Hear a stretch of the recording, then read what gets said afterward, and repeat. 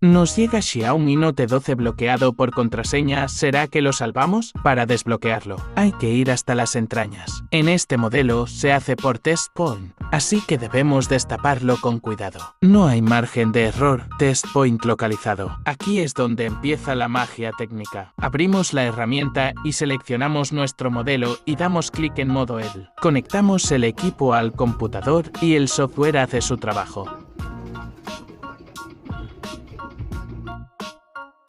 Cuenta de Google eliminada con éxito. Desbloqueo seguro y profesional en Servitech, Monikira. Síguenos.